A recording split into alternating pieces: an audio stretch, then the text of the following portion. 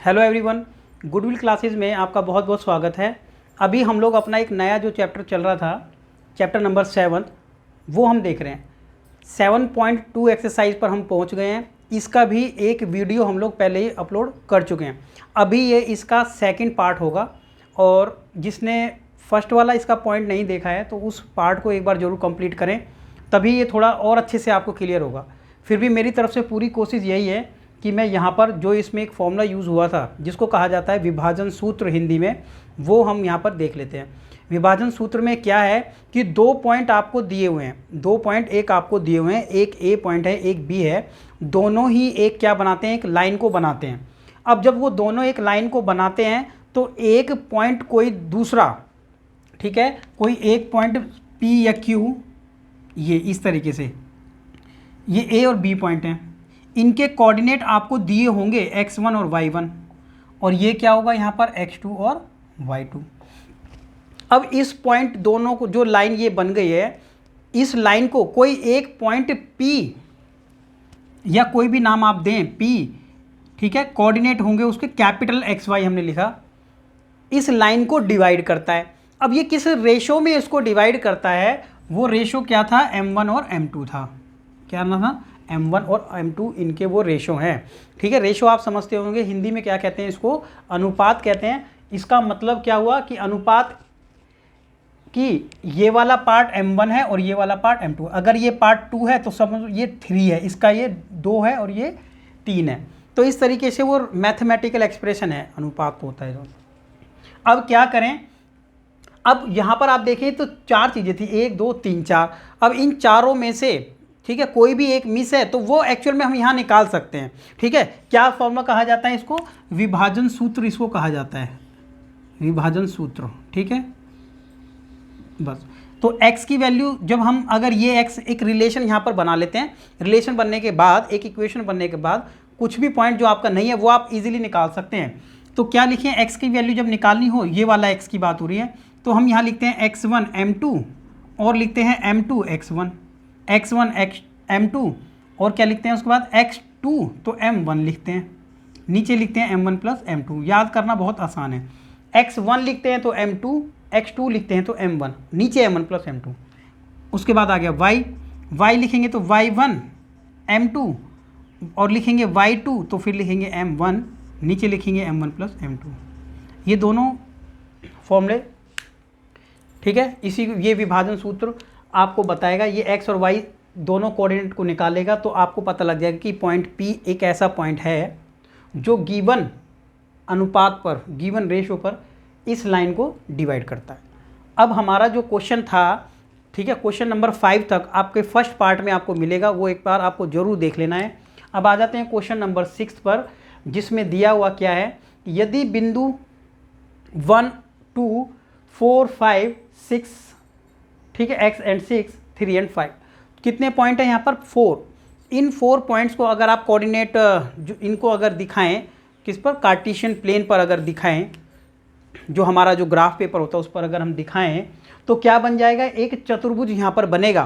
Question में पहले ही बता दिया, इसी प्रकार से इसको लिया जाए अगर तो एक समांतर चतुर्भुज के शीर्ष, ठीक है, शीर्ष हो, ये शीर्ष हैं। तो आपको बताना है यहाँ पर जो x और y है उनकी वैल्यू क्या है। एग्जाम में बहुत बार पूछा गया क्वेश्चन है ये, ठीक है, तो काफ़ी इंपॉर्टेंट क्वेश्चन है, तो आपको ध्यान देना है यहाँ पर। ठीक है, ये बेसिक मैंने इसका बताया है, ये इसको यहाँ पर यूज़ करना है। ठीक है, ठीक है, देखते हैं आगे। फॉर्मूला यही रहेगा, फॉर्मूला हम चेंज नहीं करेंगे कुछ भी। ठीक है, आपकी समझ डेवलप अपने आप हो जाएगी। क्वेश्चन नंबर 6 में एक क्या दिया हुआ पॉइंट है कि 4 इस तरीके से पहले ही बताया हुआ है कि समांतर चतुर्भुज है। एक्चुअल में समांतर चतुर्भुज थोड़ा सा इस तरीके से रहता है फॉर्म, अगर इसको स्ट्रेट बना देंगे तो वो भी समांतर चतुर्भुज बना सकते हैं उसको, लेकिन वो रेक्टेंगल हो जाता है, आयत। ठीक है, तो क्या लिखेंगे, ए पॉइंट हमें दिया हुआ है 1 और 2, बी पॉइंट दिया हुआ है कितना, 4 और y, इसी तरीके से सीक्वेंस में इसको लेना है। सी पॉइंट हमें दिया हुआ है कितना, x और 6, और ये जो लास्ट डी पॉइंट दिया हुआ है 3 और 5। इस तरीके से ये चारों पॉइंट दिए हैं, इसी क्रम में लेने पर एक समांतर चतुर्भुज बनता है। आपको एक्स वाई की वैल्यू निकालनी है। अब कैसे एक्स वाई की वैल्यू निकालें हम अब या तो हम क्या करें, इसका डिस्टेंस निकालें, इसका डिस्टेंस निकालें इक्वल रखें या इसका डिस्टेंस निकालें इक्वल रखें, लेकिन हमारा जो पॉइंट चल रहा है वो चल रहा है सेक्शन फॉर्मूला। इस सेक्शन फॉर्मूले को यूज़ करके बहुत आराम से, बहुत आसानी से इसके एक्स और वाई की वैल्यू को हम कैलकुलेट कर सकते हैं। तो क्या है यहाँ पर कंसेप्ट कि समझे बात को, कि जब ये दोनों जो डायगोनल हैं इसके दोनों क्या हैं, इसके विकर्ण, विकर्ण बोलते हैं हिंदी में, इन दोनों विकर्ण को अगर आपस में मिलाया जाए तो ये दोनों आपस में क्या होंगे, जो ये पॉइंट आएगा, ठीक है, ये जो पॉइंट आएगा, पॉइंट इसको P लिख लेते हैं, तो आप ये पॉइंट P जो है ना, इस पूरी लाइन को 1:1 के रेशो में डिवाइड करेगा। 1:1 रेशो में क्यों डिवाइड करेगा, ये रेक्टेंग जो हमारा ये रहता है, पैरेललोग्राम बोलते हैं हिंदी में, या समांतर चतुर्भुज, इनके विकर्ण कभी भी जब आपस में डिवाइड करते हैं, वो आपस में एक दूसरे को क्या करते हैं, हिंदी में बोलते हैं समद्विभाजित करते हैं, ठीक है, क्या करते हैं, समद्विभाजित। तो आप देखिए ना, समद्विभाजित है, दोनों को इक्वल पार्ट में डिवाइड किया और यहाँ पर भी इक्वल में। तो बस हमारा तो जो हमें यहाँ पर नीड है, जो हमें चाहिए वो क्या चाहिए कि ये पॉइंट P इस लाइन को किस रेशो में डिवाइड करता है, तो हम कहेंगे 1:1 के रेशो में डिवाइड करता है। तो इस वाली बात को आप थोड़ा डिटेल में भी बताना चाहें तो बता सकते हैं कि पॉइंट जो P है लाइन AB को, यहाँ पर लिख लेते हैं क्या, कि पॉइंट P लाइन AC को, लाइन AC को किस रेशो में डिवाइड करता है, 1:1 के रेशो में डिवाइड करता है। यहाँ लिख लेते हैं क्या, 1:1 के रेशो में डिवाइड करता है। वैसे तो पॉइंट P BD को भी 1:1 रेशो में डिवाइड करता है। तो एक आंसर हमारा इस वाली लाइन को लेके निकल जाएगा और एक इसको लेके निकल जाए। तो देख लेते हैं आंसर अपना, लिखते हैं कि पॉइंट P, ठीक है, यानी बिंदु P, हिंदी में लिखेंगे क्या, बिंदु P रेखा AB को, AC को, ठीक है, बिंदु B रेखा AC को 1:1 रेशो में 1:1 के अनुपात में विभाजित करता है। क्या करता है, विभाजित करता है, ये लिख दिया, ठीक है, हो गया, ये यहां पर हमने बता दिया है। अब आप कंसेप्ट वही यूज करें कि अब आप देखें ना, हमें पॉइंट कौन सा निकालना है, x, तो x पॉइंट निकालना है। तो x वाला फॉर्मूला सफिशिएंट है। क्या था x वाला फॉर्मूला, कि x की वैल्यू होती थी, यहाँ पर अगर बात करें तो x की वैल्यू ऐसे लिखते थे, x1 m2 और m2 x1, sorry x2 m1 और नीचे लिखा m1 प्लस m2, ठीक है। देखिए फॉर्मूले में ये भी बताया हुआ है कि अगर रेशो 1:1 हो तो फॉर्मूला हमारा छोटा हो जाता है, तो सही बात है हम यहाँ पर चाहें तो अपने फॉर्मूले को छोटा कर सकते हैं, ठीक है, लेकिन ये समझना है आपको, रटना नहीं है कि रेशो 1:1 होगा तो फॉर्मूला ऐसा क्यों हो जाता है। तो फॉर्मूला ऐसा इसलिए हो जाता है, ये यहाँ पर क्लियर कर लेते हैं, कि अगर इसकी वैल्यू 1 है और इसकी वैल्यू 1 है, इसकी भी 1 है और इसकी भी 1 है, तो हम डायरेक्ट एक फॉर्मूला यूज़ कर सकते हैं, क्या, x1, भाई 1 से इंटू करेंगे तो यही आएगा ना, और यहाँ पे भी 1 रखें तो ये भी आ जाएगा x2, और ये भी 1 रखें, ये भी 1, हर जगह 1 रखें तो ये आ जाएगा 2। तो डायरेक्ट ये भी बताया है कि अगर रेशो 1:1 के है, 1:1 रेशो है, कोई पॉइंट किसी लाइन को इक्वली डिवाइड करता है, यानी 1:1 रेशो में डिवाइड करता है, तो डायरेक्ट हम ये फॉर्मूला लगा सकते हैं, ठीक है। तो ये फॉर्मूला बन गया था। अब x की इस वाली लाइन की बात हो रही थी, इस लाइन की बात हो रही है, तो यहाँ पर देखें x1 कितना है, तो ये है 1, और x2 कितना है, तो यहाँ है 6, सॉरी x डिवाइड में कितना रखना था 2, और x की वैल्यू कितनी थी भाई, x की वैल्यू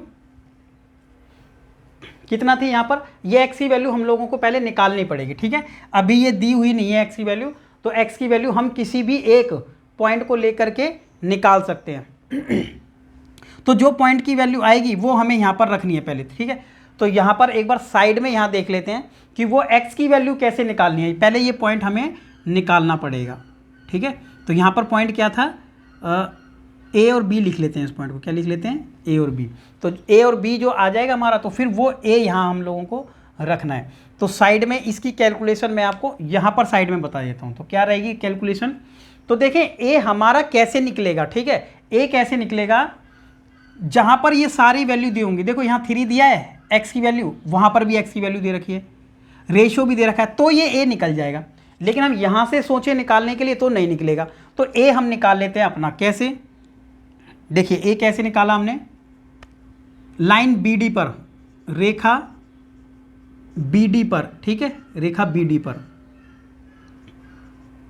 रेखा बी डी पर क्या है, बिंदु जो P है वो तो हमें पहले भी पता है, बिंदु P, ठीक है, एक एक रेशो में डिवाइड करता है, विभाजित करता है, विभाजित करता है, ठीक है। तो यहां से क्या होगा, अब हम अपना फॉर्मूला लगा सकते हैं। देखिए क्या, एक्स एक्स वाला, तो हम एक्स एक्स वाला फॉर्मूला लगाएं, एक्स, तो फॉर्मूला अभी बात हो रही थी कि हम डायरेक्ट ये लगा सकते हैं क्योंकि रेशो 1:1 है, तो हमने लगा दिया डायरेक्ट इस बार, ठीक है। तो एक्स की वैल्यू अगर ये यहाँ पर कितनी दी थी, इस वाली साइड की बात हो रही है, ठीक है। ये पहले हमने बात की थी वैसे बी ए सी लाइन की, अभी ये बी डी की लाइन पे बात हो रही है, आपको ये एज इट इज़ नोट करना है, ठीक है। तो क्या करें, ये x1 यहाँ से x1, यहाँ से x1 क्या रहेगा, ये आपको कंफ्यूज नहीं होना है। अगर आप चाहें तो इसको x1, इसको x2, इसको x3 और x को x4 ऐसे मान सकते हैं, ठीक है। तो आपको बात को समझना है कि x1 कौन सा है, या तो इन सभी का नाम दे दिया जाए, ठीक है, ठीक है। अभी बात हो रही है इन दोनों पॉइंटों की, तो यहाँ पर लेंगे इसको, किसकी बात हो रही थी, बी डी में, बी डी में ये 3 है और एक है हमारा 4, 3 और 4, तो क्या लिखेंगे 4 और एक 4 है और एक 3 है, और डिवाइड कर देंगे कितने से, 2 से। तो कैलकुलेशन करने के बाद पता चला कि 7/2 एक्स, जो ये जो हमारा पॉइंट है जो कि क्या है यहाँ पर ए, क्या है, ए है, तो ये वैल्यू दे रखी है हमें 7/2। तो ये 7/2 जो नहीं दिया हुआ था ये यहाँ लिख लेंगे 7/2, क्रॉस इंटू करें इसको, ठीक है, क्रॉस इंटू करेंगे जैसे ही तो ये हो जाएगा 14 और इंटू करेंगे 2 और ये हो जाएगा 2x। तो चेक करें क्या हुआ, 2x को यहाँ छोड़ दिया, ये उधर ले जाके माइनस किया, और x की वैल्यू जैसे ही डिवाइड करेंगे तो आ जाएगी 6, जो हमें नहीं दिया हुआ था। तो नहीं दिया हुआ था, क्या नहीं दिया हुआ था कि x की वैल्यू क्या है, तो आपने x की वैल्यू कैलकुलेट कर ली है 6। अब सेम प्रोसेस इसी तरीके से, ठीक है, इसको रफ करने के बाद हम क्या करेंगे, अपने y की वैल्यू को कैलकुलेट करेंगे। लेकिन y की वैल्यू तभी हम कैलकुलेट कर पाएंगे जब हमें ये वाला b मिलेगा, ठीक है। तो इस बार b हम पहले निकाल लेते हैं कि b किस तरीके से कैलकुलेट करना है, और b निकालने के लिए क्या करें, ये वाली लाइन यूज़ कर लेते हैं, क्योंकि यहाँ पर ये और ये y कोऑर्डिनेट दिया हुआ है, तो यहाँ से 1:1 रेशियो से b निकलेगा, और जैसे ही b निकल जाएगा तो फिर उस वाली लाइन को यूज़ करके हम y कैलकुलेट कर सकते हैं। तो आगे देख लेते हैं इसको हटाने के बाद, इतना आपको नोट कर लेना है, उसके बाद फिर हम देखते हैं सेम प्रोसेस रहेगा दूसरी लाइन पर। तो देख लेते हैं इसको हटाने के बाद,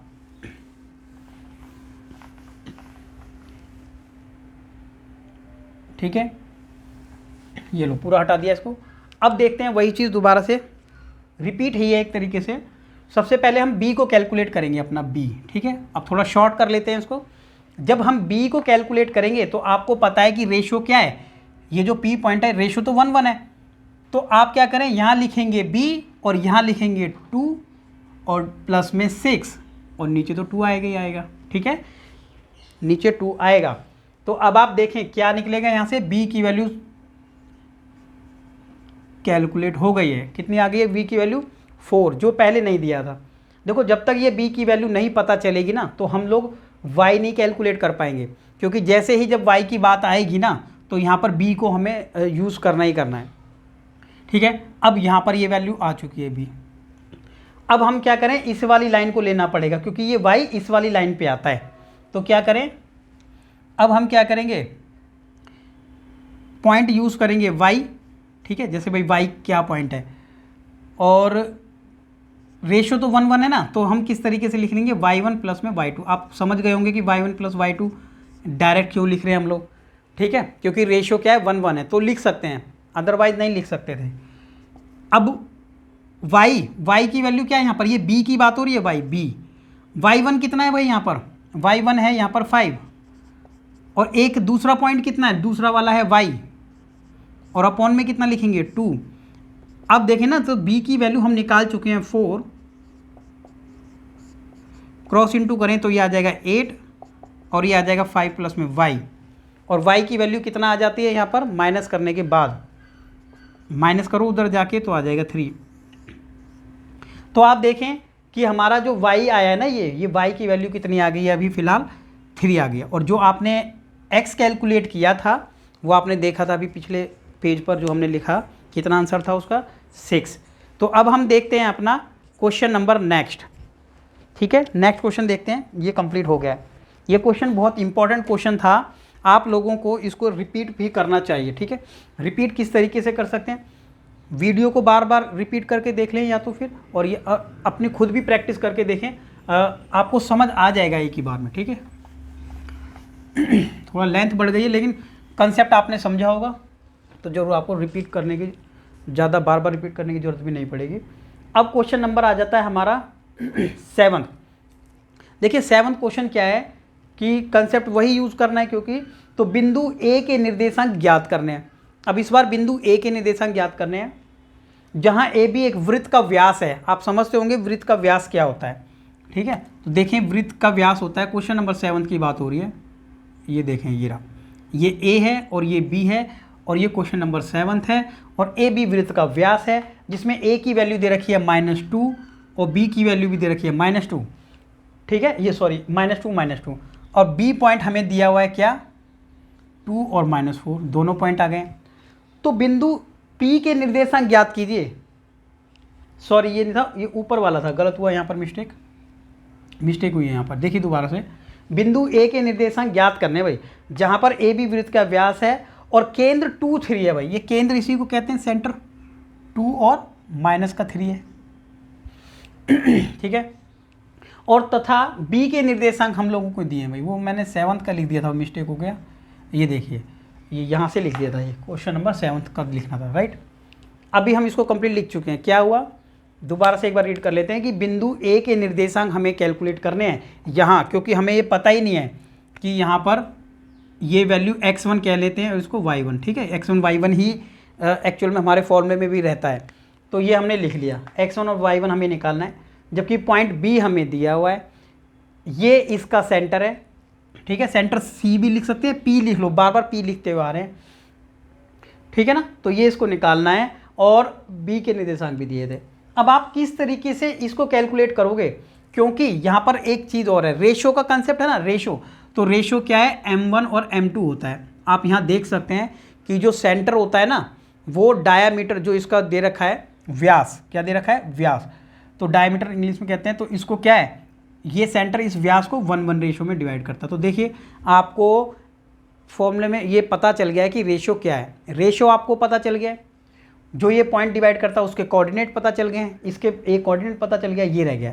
अब आप क्या कर सकते हैं कि फॉर्मूला अपना अप्लाई करके इसको आंसर को आपको कैलकुलेट खुद कर लेना है। ठीक है, आसान क्वेश्चन है, कोई डाउट होगा तो आपको पूछ लेना है। ठीक है, ये आपकी पूरी कोचिंग चल रही है। ठीक है, इस तरीके से नहीं कि 1-2 क्वेश्चन आपका हो जाएगा या डाउट नहीं बताए जाएंगे, डाउट भी आपके बताए जाएंगे। ठीक है, आप कमेंट करें तो जितना होगा पॉसिबल आपको वो भी बताया जाएगा। आपकी डाउट क्लासेस भी चैप्टर ख़त्म होने के बाद या फिर एग्ज़ाम से पहले वो भी आपको प्रोवाइड किया जाएगा लेक्चर उसके लिए। ठीक है, अभी देखते हैं question number next, question number 8। Question number 8 देखिए, 8 नंबर पे क्या दिया हुआ है, वो इजी क्वेश्चन था। ये थोड़ा समझने वाला क्वेश्चन अभी आ गया है कि यदि ए और बी क्रमश -2 और -2 दिए हुए दोनों पॉइंट। ठीक है, ये दूसरा पॉइंट इसका है, ये ए पॉइंट हो गया, ये बी। तो बिंदु पी के निर्देशांक ज्ञात कीजिए ताकि ए पी और 3/7 ए बी हो और पी रेखाखंड ए बी पर स्थित है। देखो ए और बी एक रेखाखंड है, थोड़ा सा क्वेश्चन को ट्विस्ट किया गया है, लेकिन बेसिक वही है। ठीक है, थोड़ी सी बात आप समझेंगे तो बेसिक वही है। देखिए ए पॉइंट ये दिया हुआ है, ए पॉइंट के निर्देशांक कितने दिए हुए थे, क्वेश्चन नंबर 8 की बात हो रही है, -2 और -2। पॉइंट बी 2 और -4, ये हो गए। क्वेश्चन में बताया कि P के निर्देशांक ज्ञात कीजिए, P के निर्देशांक ज्ञात कीजिए, और साथ में बताया भाई P जो है रेखाखंड AB पर ही स्थित होगा, क्योंकि कंसेप्ट में यही चल रहा है। तो इसके ऊपर स्थित है, ये आ गया, इसके ऊपर स्थित है। अब इसके ऊपर स्थित है तो इसके कोऑर्डिनेट जो थे हम कैपिटल XY लिखते थे, तो वो ही लिख लेते हैं अभी भी। अब बात आती है कि रेशो क्या है, कि ये पॉइंट P जो है ये इस लाइन को किस रेशो में डिवाइड करता है। तो डिवाइड करने के लिए रेशो तो इसने बताया है क्वेश्चन में, लेकिन क्या बताया है कि यदि हम लिख लेते हैं कि क्या बताया, क्या दिया हुआ है हमें। ठीक है, क्या दिया है कि AP बराबर है 3/7 ऑफ AB। ऐसा दिया है। तो यहीं से हम अपने एग्जैक्टली क्या निकाल सकते हैं, रेशियो की वैल्यू निकाल सकते हैं। कैसे, देखो ए पी को यहाँ लिखें और ये 3/7, ए बी को उधर पहुँचा दो। देखिए तो ये A P upon A B निकला। तो अब देखें जरा अपने रेखाखंड में कि ए पी तो इतना है और ए बी पूरा है, ए पी तो इतना है और ए बी पूरा है। तो इसका मतलब ये वाली वैल्यू तो 3 है। कितनी वैल्यू है, ये 3 है। इसको अलग से हाईलाइट करते हैं, क्या है कि ये वाली वैल्यू 3 है। आप खुद बता पाएंगे इस वाली बात को। ये 3 है और पूरा 7 है अकॉर्डिंग टू क्वेश्चन। ठीक है, क्वेश्चन में ए बी कितना, पूरा 7 है। तो आप क्या नहीं बता पाएंगे कि ये वाला पार्ट कितना हो गया, कितना हो गया, ये 4 हो गया। भाई जब ये 3 है और पूरा 7 तो ये कितना ले सकते हैं हम, 4। सो देयरफॉर क्या लिख सकते हैं, इसीलिए डायरेक्ट लिख सकते हैं, क्या लिख दें कि इसलिए ए पी और बी पी, ए पी और पी बी, ये 3 और ये 4, तो रेशियो आ गया m1 और m2 दैट इज़ 3:4। तो रेशियो नहीं गिवन था, रेशियो कैलकुलेट कर लिया है। क्वेश्चन बन गया सेम वही। आपको निकालने थे कोऑर्डिनेट। तो कोऑर्डिनेट निकालने के लिए सबसे पहले एक्स निकालने के लिए हम यूज़ कर रहे थे क्या, m1 x2 m1 अपॉन में m1 प्लस m2। ये तो हो गया x पॉइंट निकालने के लिए। y पॉइंट निकालने के लिए क्या कर रहे थे, m1 m2, ये m1 प्लस में m2, y1 m2 m2 y2 m1, right. देख लेते हैं x1 कितना था, x1 ये रहा माइनस का 2। उसके बाद m2 कितना भाई, 4 प्लस x2 कितना दिया है, x2 दिया हुआ है 2, m1 कितना दिया हुआ है 3, और नीचे दोनों को ऐड करते हैं रेशियो को, तो 3 और 4, ये आ गया 8, ये आ गया 6, नीचे आ गया 7, घटा देंगे तो माइनस में 2/7। x की वैल्यू तो आ गई है, माइनस में 2/7 आई है। अब y कैलकुलेट करें तो यहाँ पर क्या करेंगे, ये वाला y तो लिखेंगे y1 मान लेते हैं, ये रहा माइनस का 2, m2 हमें दिया हुआ है 4, y2 हमें दिया है माइनस का 4 है, दोनों साइन एक साथ नहीं लगाना है, ब्रैकेट लगा दिया है। m1 की वैल्यू दी हुई है 3। देख के आपको लिख लेना है, ठीक है, देख के लिख लेना है, सब दिया हुआ था इसमें। मल्टीप्लाई करें ध्यान से तो 8 आएगा, माइनस का 4 दूनी 8, मल्टीप्लाई करें माइनस का 12, डिवाइड करेंगे 7 और दोनों को ऐड करेंगे तो 20 और डिवाइड बाय आएगा 7। देखो माइनस ऐड करेंगे -20, तो ये आंसर आ गया आपका y का और ये था हमारा x का। तो क्वेश्चन में क्या कहा गया था कि P रेखाखंड पर स्थित हो, ठीक है, क्या निकालना था, बिंदु P के निर्देशांक ज्ञात कीजिए। तो भाई बिंदु P जो है, बिंदु क्या है, बिंदु P क्या हो जाएगा, बिंदु P हो जाएगा माइनस के 2/7 माइनस में 20/7, राइट आंसर ये आ गया। अब हम आएंगे अपने नेक्स्ट क्वेश्चन जो कि है क्वेश्चन नंबर 9। क्वेश्चन नंबर 9 में क्या लिखा है, इसको नोट कर लें आराम से, ठीक है, या स्क्रीनशॉट लेके रखें। क्वेश्चन नंबर 9, बिंदुओं A -2 और 2 और 8 को जोड़ने वाले रेखाखंड AB, ये AB एक रेखाखंड बना ना, उनको 4 बराबर भागों में बांटना है। तो बताना है आपको कि उन बिंदुओं के निर्देशांक क्या होंगे।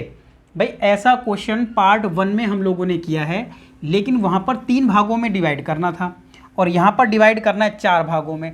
तो 4 भागों में करना है या फिर 3 भागों में करना था, वो इसी तरीके का कंसेप्ट था। तो क्वेश्चन नंबर 9 की बात करें, और अगर एक लाइन को, कोई भी ए बी लाइन है, उसको 4 भागों में डिवाइड किया जाए तो 3 पॉइंट काफ़ी हैं, 3 पॉइंट काफ़ी हैं जो इसको 4 भागों में डिवाइड करेंगे। तो नाम सबके अलग अलग दे देना, इसका P, इसका Q और इसका R। अब आप ये देख सकते हैं कि ये वाला जो पॉइंट है ना, इस पूरी लाइन को कितने रेशो में डिवाइड करता है। आपको पता है ये सब इक्वल पार्ट है। तो अब अगर हम कहें तो ये वाला इतना पार्ट की बात करें, इतना, तो ये अगर इसको 1 माने हम, इसको यहाँ से यहाँ तक 1, तो 1 2 3, तो इसको क्या मानना पड़ेगा अपने को, पूरा 3। तो रेशो बन गया, ये वाला पॉइंट 1 और 3 के रेशो में डिवाइड करता है। तो जब ये 1 और 3 के रेशो में डिवाइड करता है तो हम क्या निकाल सकते हैं, इसके कोऑर्डिनेट निकाल सकते हैं, क्योंकि रेशियो नहीं पता था। अब ये वाला जो पॉइंट है ना, तो यहाँ से यहाँ तक देखो 2 यूनिट और ये भी 2 यूनिट, तो 2 और 2 अगर इसको कट भी करेंगे तो रेशियो आ जाएगा 1 1। तो डायरेक्ट क्या करें, 1 1 रेशियो निकाल के पॉइंट क्यू को भी कैलकुलेट कर लेते हैं। उसके बाद आर निकालना हो। अब जब आर आपको निकालना है तो देखें, एक तो ये तरीका है कि ये पॉइंट है 2, रेशियो कितना है 2 और ये है 1, तो 2 1 रेशियो करके निकाल लिया जाए, या तो ऐसे कर लिया जाए, या फिर क्या किया जाए कि जब आपने Q की वैल्यू कैलकुलेट कर ली होगी, तो जब Q की वैल्यू आपकी आई गई होगी तो फिर बच जाता था पॉइंट इतना। क्या बच जाता है, इतना। जब भाई आपके पास Q की वैल्यू है अगर, तो फिर Q की वैल्यू अगर होगी तो इन दोनों के बीच में 1 1 रेशो करके भी आर कैलकुलेट कर लेना है। किसी भी तरीके से आपको जो सूटेबल लगता है, आपको अपना आंसर 9 नंबर करना है खुद। ठीक है, ये आपका रहा होमवर्क। अब आ जाएगा क्वेश्चन नंबर 10। क्वेश्चन नंबर 10 में क्या लिखा हुआ है, एक समचतुर्भुज का क्षेत्रफल ज्ञात कीजिए। समचतुर्भुज कौन सा चतुर्भुज होता है, नाम से ही पता चल रहा है। नाम से क्या पता चल रहा है कि सम मतलब समान, जिसकी सारी साइडें कैसी हैं, समान हैं। चतुर्भुज एक ऐसा चतुर्भुज जिसकी सारी साइडें समान हैं। ज्ञात कीजिए जिसके शीर्ष कितने दे रखे हैं, 1 2 3 4, 4 शीर्ष होते हैं, चारों के चारों दिए हुए हैं। ठीक है, तो आपको एक समचतुर्भुज का क्षेत्रफल निकालना है। तो देखें, क्षेत्रफल निकालने के लिए वैसे तो जो फॉर्मूला होता है, ठीक है, तो निकाल सकते हैं एरिया। और क्वेश्चन में देखो क्या है, संकेत में आपको दे दिया है, हिंट आपको दे दी गई है कि एरिया इस तरीके से हम निकाल सकते हैं। तो यहाँ पर क्या कंसेप्ट यूज़ हो रहा है आप देखें एक बार ज़रा, इसमें डिस्टेंस वाला कंसेप्ट यूज़ हो जाता है। कौन सा हो रहा है, डिस्टेंस वाला कंसेप्ट हो रहा है। देखें, ये पॉइंट है A और ये पॉइंट है B, ये है C, ये है D। अब इसको लिख लेते हैं हम 3 0 और दूसरे पॉइंट को लिख लेते हैं 4 5। C वाले पॉइंट को लिख लेते हैं -1 और 4, और भाई D वाले पॉइंट को लिख लेते हैं हम लोग -2 और -1। चारों पॉइंट को लिख लिया है। अब आपको इसका एरिया निकालना है। तो देखो, एरिया निकालने का क्या फॉर्मूला है, ठीक है, समचतुर्भुज का। किसका निकालना है, समचतुर्भुज का, समचतुर्भुज का क्षेत्रफल क्या होता है, समचतुर्भुज क्षेत्रफल 1/2 D1 इंटू D2, डायगनल 1 और डायगनल 2, दोनों डायगनलों का मल्टीप्लाई। तो हम क्या करेंगे, दोनों डायगनल को मल्टीप्लाई। ये डायगनल 1 है, विकर्ण 1 है और ये विकर्ण 2 है। ये 1 विकर्ण था ये वाला, और ये वाला 2 विकर्ण था। तो डायगनल 1 लिख लेंगे और डायगनल 2 हिंट में भी दिया हुआ है। तो ये डायगनल 1 और डायगनल 2 क्या है, उसकी लेंथ है। और लेंथ कितनी है, यहाँ से यहाँ तक की लेंथ, तो ये तो हमें डिस्टेंस फॉर्मूले से भी पता चल सकता है। हम क्या करेंगे, डिस्टेंस फॉर्मूला निकाल लेते हैं, जिससे हम अपना साइड AC को निकाल सकते हैं, जो कि है हमारा डायगनल 1। क्या है हमारा, डायगनल 1।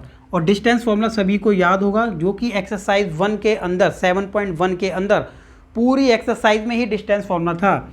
x2 माइनस में x1 का होल स्क्वायर था। ये हो गया आपका रिवाइज। अब दोबारा लिख दिया तो फॉर्मूला आपको रिवाइज हो गया है।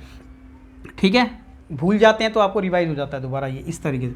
अब क्या करें, यहाँ पर x2 माइनस x1 करें तो क्या करेंगे, यहाँ पर AC की बात हो रही है, AC वाले की, इसको निकाल रहे हैं। तो क्या लिखेंगे, x2 माइनस x1 यानी -1 और ये स्क्वायर, y2 माइनस में ये लिख दिया।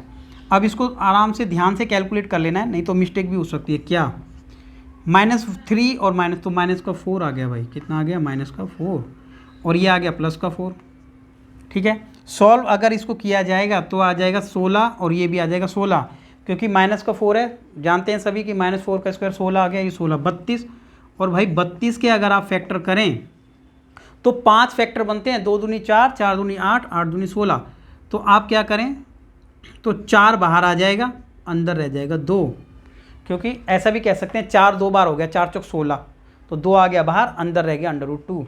तो ये हमने इसका आंसर निकाल लिया D1। अब D2 भी निकाल लेते हैं। तो डायगोनल 2 निकालने के लिए ये वाला, ये डायगोनल 2 है, ये हमारा डायगोनल 1 था सपोज, ठीक है। इस तरीके से डायगोनल 1, मैंने इसको एरो हटा देते हैं, ठीक, कोई भी डायगोनल 1, एक डायगोनल 2 है हमारा, राइट। तो डायगोनल 2 हमारा जो था, तो फॉर्मूला लिखने की ज़रूरत नहीं है बार बार। तो डायगोनल 2 के अकॉर्डिंग जब हम जाएँ तो x2 - x1 यानी 4 - 2, लेकिन ये माइनस भी था तो प्लस हो गया। उसके बाद 4 में से 5 में से घटा देंगे 1, तो लिखेंगे 5 माइनस लिखेंगे 1, लेकिन माइनस माइनस हो जाएगा प्लस। अब क्या करें, इसको ऐड कर लेते हैं। ऐड करें तो आ जाएगा 6 का स्क्वायर 36, भाई ये भी 6 का स्क्वायर फिर 36, और क्या कर सकते हैं, ये हो जाएगा 72 वैसे तो, और नहीं तो इस तरीके से भी कर सकते हैं, क्या 36 और 36 72 हो गया ना, या कह लो 2 गुणा में 36 कह सकते हैं कि नहीं, भाई 2 गुणा में 36 कह सकते हैं इसको, 36 2 बार है ना, तो 2 टाइम 36, और 2 टाइम 36 तो आपको पता होगा 36 6 का स्क्वायर होता है, तो 6 का स्क्वायर है तो 6 आ गया बाहर, और अंडर रूट में 2 रहने देंगे। भाई 36 का कितना बाहर आता है, 6 2 बार होता है 36 में, 6 गुणा 6 बाहर हो गया, और अंडर रूट में रह गया 2। दोनों डायगोनल हम लोगों के आ गए हैं D1 भी और D2। अब क्या कैलकुलेट करना है, एरिया, और एरिया कैलकुलेट करने के लिए आपको पता था ऊपर फॉर्मूला जो लिखा हुआ है, फिर से रिपीट लिखना पड़ेगा, D1 और D2, तो 1/2, और D1 की वैल्यू वहाँ से देख के यहाँ लिख देनी है, और D2 भी हम लोग निकाल चुके हैं, तो D2 भी यहाँ लिख लेना है। अब क्या करें, देखें ये आपको पता होगा क्या, 4 तो ऐसे लिख दें और 6 भी ऐसे लिख दें, फिलहाल सब कुछ ऐसे ही है। ये √2 है और ये भी √2 है, तो जब √2 और √2 वही कंसेप्ट हो गया, जब √2 और √2 2 बार होंगे तो अंदर हो जाएंगे, तो बाहर एक बार आ जाएगा, वही चीज़ है। तो जब 2 बार √2 को मल्टीप्लाई किया जाता है तो एक बार बाहर लिख लेते हैं, तो इन दोनों की जगह क्या लिख लिया, एक ही बार बाहर लिख लिया। अब इस वाले 2 से 2 काट दो, और 6 चौके 24, कितना आ जाएगा 24 आंसर जो है। अभी इसमें मीटर या सेंटीमीटर का ऐसा नहीं कुछ कंफर्म रहेगा, तो आपको लिखना तो पड़ेगा, क्योंकि एरिया हमेशा metre square, centimetre square, kilometre square, तो नहीं पता तो लिख दीजिए क्या, यूनिट स्क्वायर। अगर आप यूनिट स्क्वायर नहीं लिखेंगे तो टीचर आपके नंबर यहाँ पर काट सकता है, तो आपको एरिया हमेशा यूनिट स्क्वायर में लिखना होता है। तो अब ये हमारा टॉपिक पूरी तरीके से हो जाता है कंप्लीट, जो कि थी एक्सरसाइज 7.2। अब हम इसके बाद अपनी एक नई एक्सरसाइज देखने वाले हैं, जो कि होगी 7.3। इजी एक्सरसाइज है, ठीक है, और सभी को चैनल को सब्सक्राइब करके रखना है। 1 बाय 1 अपने ये चैप्टर्स को कंप्लीट करना है, और दूसरे सब्जेक्ट को भी आपको कंप्लीट करना है। तो ठीक है, ओके, थैंक यू।